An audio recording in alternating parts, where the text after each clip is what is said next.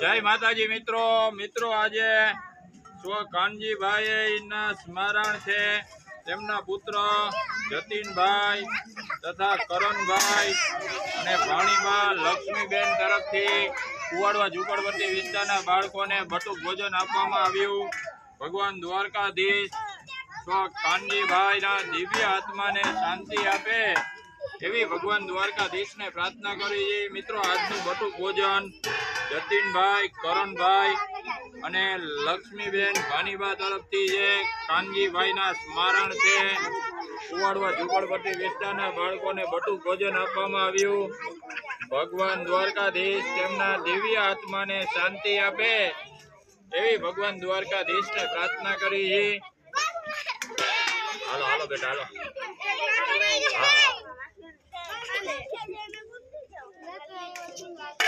હાલો।